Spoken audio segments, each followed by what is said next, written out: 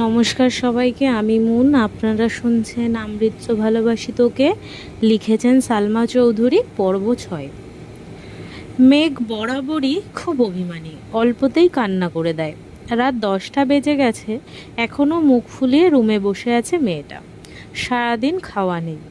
তড়িঘড়ি করে তানভীর বাড়িতে ঢোকে। এসেই মাকে জিজ্ঞেস করে, মেঘ খেয়েছে? হালিমা খান সহসা উত্তর দিলেন, সন্ধ্যার পর থেকে এত ডাকছি, দরজা তো খুলছে না। তানভীর আর কথা বাড়ালো না, তড়িৎ গতিতে ছুটে গেল বোনের দরজার সামনে। প্রথমে আস্তে করে ডাকলো, মেঘের সাড়া নেই। আচমকা চোয়াল শক্ত করে এক প্রকার চিৎকার দিল, মেঘ তুই এই মুহূর্তে দরজা না খুললে তোর কপালে শনি আছে বলে দিলাম। মেঘ শোয়া থেকে এক লাফে উঠে বসলো। কয়েক সেকেন্ডে দৌড়ে গিয়ে দরজাটা খুলল। চোখ তুলে তাকানোর সাহস নেই ভাইয়ের দিকে। আজ পর্যন্ত তানভীর মেঘের গায়ে হাত তোলেনি, শুধু ধমক দেয়। কিন্তু ভাইকে এক বিন্দু বিশ্বাস করে না মেঘ। কখন আবির ভাইয়ের মতো নাক মুখে মারবে থাপ্পড় বিশ্বাস নেই।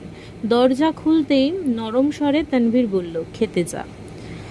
মেঘ তানভীরের এত নরম স্বর কোনোদিনও শোনেনি। ভাবতেই পারছে না ভাইয়া তাকে এত ভালোবেসে খেতে বলছে। তানভীর বলল, খাওয়া শেষ হলে তোর ফোনটা দিস, তোকে একটা ফেসবুক আইডি খুলে দিব। তানভীরের এমন কথায় মেঘের আহামতক বনে গেল। তানভীর ভাই বরাবরই এরকমই, নিজেই হারবে, তারপর নিজেই আদর করবে। এটা সেটা কিনে আনবে মেঘের জন্য। কিন্তু আজকের বিষয়টা সম্পূর্ণ ভিন্ন। এত নরম স্বর কখনো শোনেনি এর আগে। নিমেষেই মনটা খুশিতে ভরে গেল মেঘের। খাবার টেবিলে বসে আপন মনে খাচ্ছে মেঘ। আজকে তার পছন্দের অনেক রেসিপি আছে, একটু একটু করে সব চেক করছে। কিন্তু রাগে ফুসফুস করছে মেঘের আম্মু হালিমা খান। হালিমা খান বললেন, সন্ধ্যা থেকে যে তোকে এতবার ডাকতে গেলাম, বের হলি না কেন? ঠিকই, ভাইয়ের ভয়ে বের হয়ে আসলি। আমাকে কেন কষ্ট দেস? তোকে কে কি বলে 2 দিন পর পর না খেয়ে পড়ে থাকিস? কিছুদিন পরে যে অ্যাডমিশন, না খেলে পড়বি কিভাবে? আর না পড়লে ভর্তি হবি কিভাবে? তুইও তোর ভাইয়ের মতো হচ্ছিস। সে সারাদিন ভণ্ডের মতন টুই টুই করে ঘোরে, আর তুইও এখন তার ভাব নিচ্ছিস। খেয়ে না খেয়ে রুমে পড়ে থাকিস। আর শুন, মেয়ে মানুষের এত রাগ জেদ ভালো না। তোর এই রাগ জেদ সামলানোর জন্য আমরা সারা জীবন তোর পাশে থাকবো না। এতটুকু বলতেই চোখ পড়ে ড্রয়িং রুমে দাঁড়ানো আবিরের দিকে। আবিরের চাউনিতে পরিষ্কার রুষ্টতা, শ্যামবর্ণের মুখমণ্ডল কালো দেখাচ্ছে। কড়া কণ্ঠে মামুনির দিকে তাকিয়ে প্রশ্ন করল, কি হয়েছে? পুরাশালী কণ্ঠে আটকে ওঠে মেঘ। হালিমা খান গলা নামিয়ে উত্তর দিল, খায় না ঠিক মতো, পড়াশুনো করে না, কি করব ওকে নিয়ে। আবির পূর্বের অভিব্যক্তি বজায় রেখে উত্তর দিল, ওকে কিছু বলো না। কাল থেকে মেঘ টাইম টু টাইম খাবে, একটু এদিক সেদিক হলে সেটা আমি দেখব। আবিরের কথায় খুশি হয়ে গেল হালিমা খান। সবার কাছে কিন্তু মেঘ খুশি হবে নাকি ভয় পাবে তা বুঝে উঠতে পারল না। এত বছরে অভিমান করে মাঝে মাঝে না খেয়ে থাকলে তানভীর এসে ধমকে বা বুঝিয়ে খাওয়াতো। এখন সেই দায়িত্ব নিতে যাচ্ছে আরও একজন।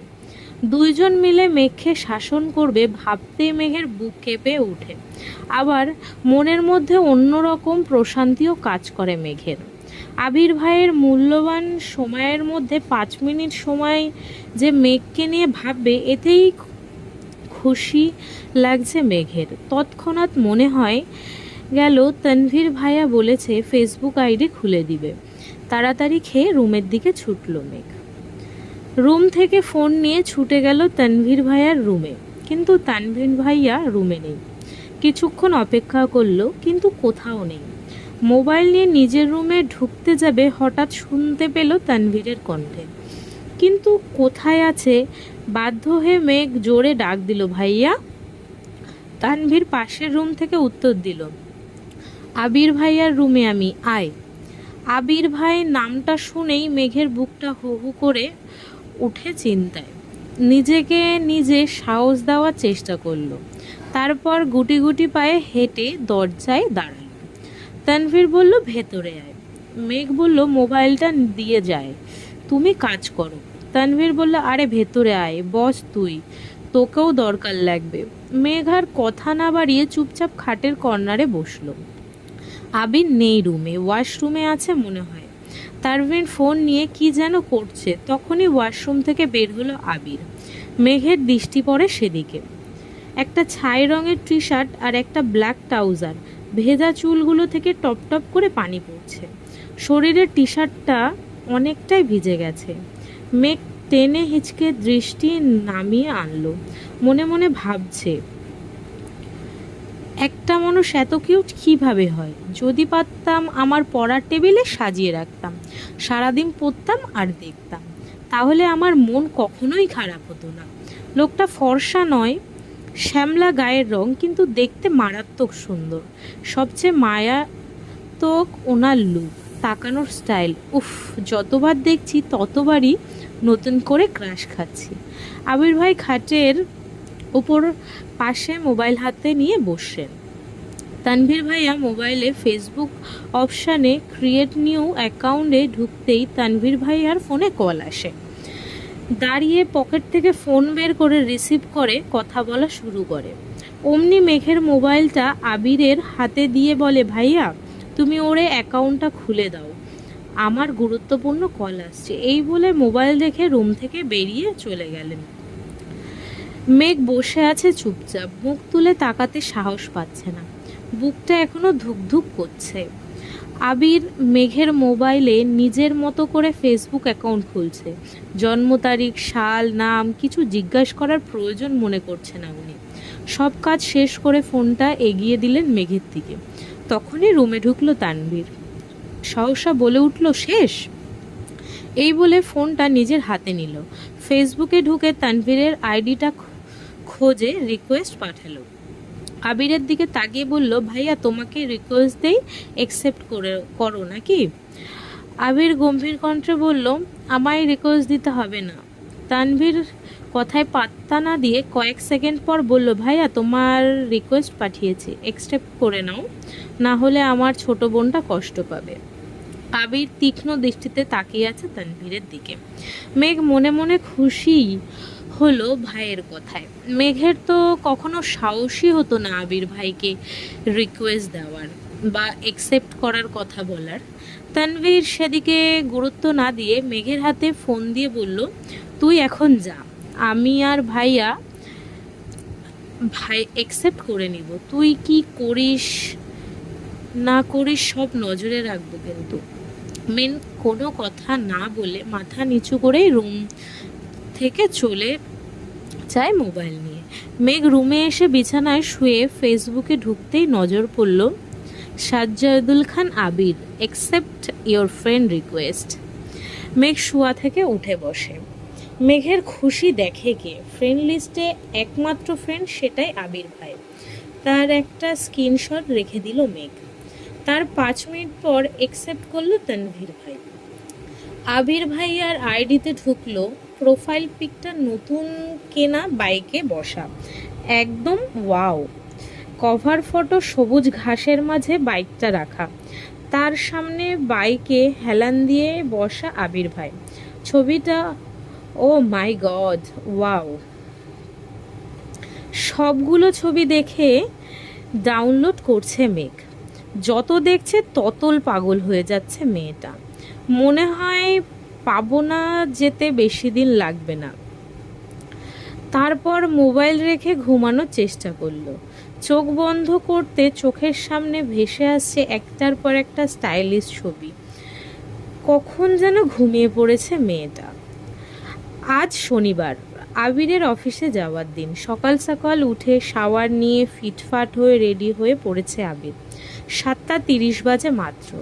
নিজের রুম থেকে বের হয়ে করিডোর দিয়ে দ্রুত হাঁটছে। হঠাৎ মেঘের দরজার সামনে এসে দাঁড়িয়ে দরজায় ডাক দেয়। 2বার ডাকাতেই ঘুমন্ত মেঘ ঘুমে টলতে টলতে দরজা খোলে। সামনে দাঁড়িয়ে আছে আবির ভাই। নিজের চোখে যেন বিশ্বাসই করতে পারছে না। প্রথম ভেবেছে এটা স্বপ্ন, তারপর এদিক সেদিক তাকিয়ে বুঝলো এটা বাস্তব। আচমকাই এইভাবে আবিরকে দাঁড়ানো দেখে ভ্যাবাচেকা খেলো মেয়েটা। মেঘের চেহারা নিদ্রিত ভাবটা পাল্টে গেছে এখনই। আবির পরি আবির পূর্ণ দৃষ্টিতে প্রখম করল অষ্টাদশীর রাঙা মুখবিরর, তারপর চোখ সরিয়ে নিয়ে বলল, 5 মিনিটের মধ্যে খেতে আয়। পুনরায় দ্রুতগতিতে হাঁটা দিল। আবিরের অযাচিত পরিস্থিতি নাড়িয়ে দিয়েছে মেঘের মস্তিষ্ক। হঠাৎ মনে করে গেল 5 মিনিটে নিচে যেতে বলে। তৎক্ষণাৎ ছুটল ওয়াশরুমে। 5 মিনিটের মধ্যে নিচে উপস্থিত হলো মেঘ। এই সময় মেঘকে খাবার টেবিলে দেখে অবাক হলো সকলে। 2 বছর যাবৎ মেয়েটা সকালে সবার সাথে খায় না।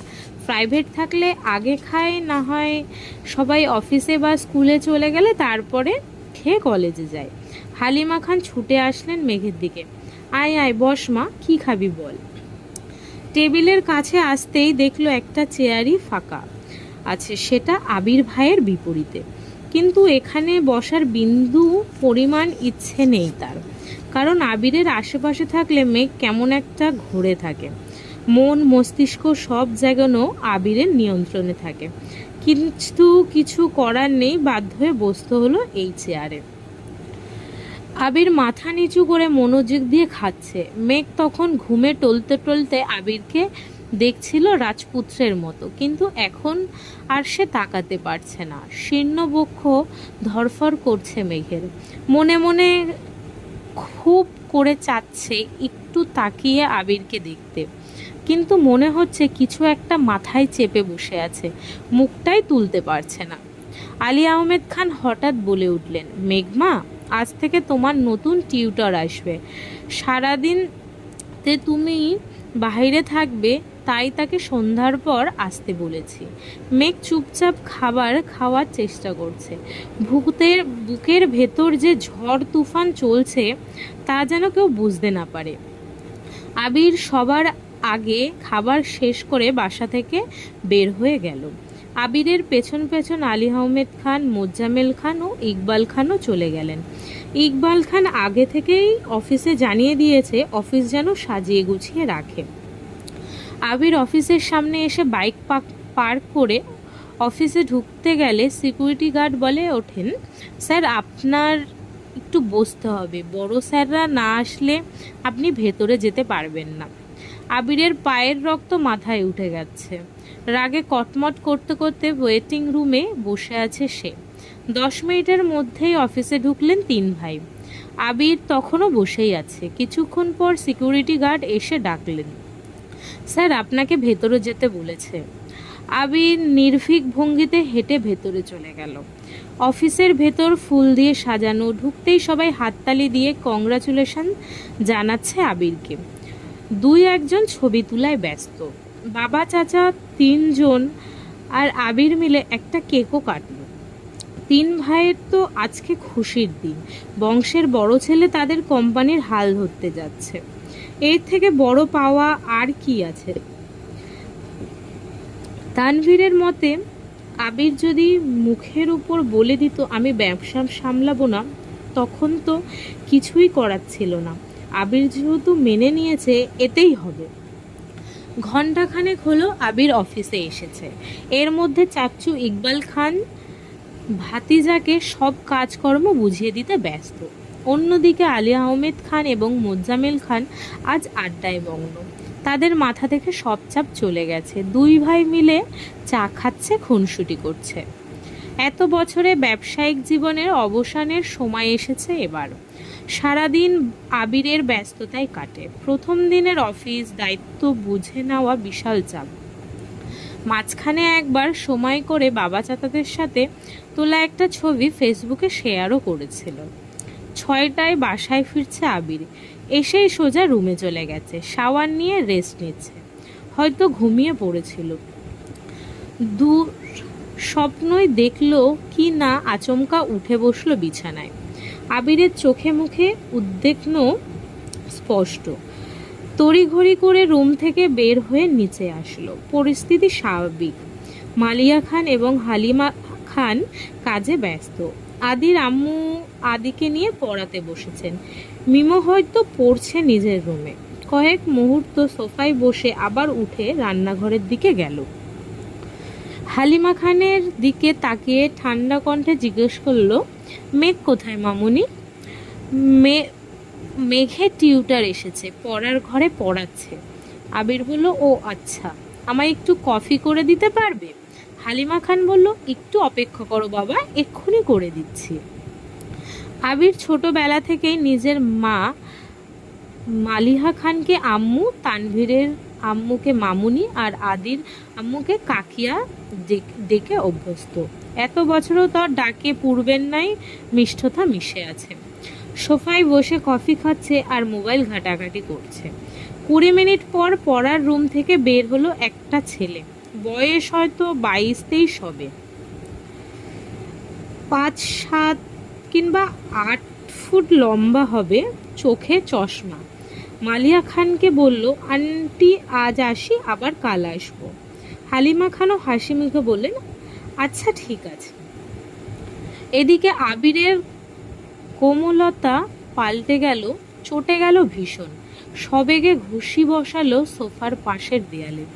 আবিরের চোখ আগুনের মতো লাল হয়ে গেছে। এক মুহূর্ত বসলো না, সোজা উঠে ধপধপ করে সিঁড়ি দিয়ে উঠে নিজের রুমে চলে গেল। আজকের পর্ব এই অবধি। আশা করি সবার খুব ভালো লাগছে। আবার নতুন এপিসোড কালকে সবাই পেয়ে যাবে।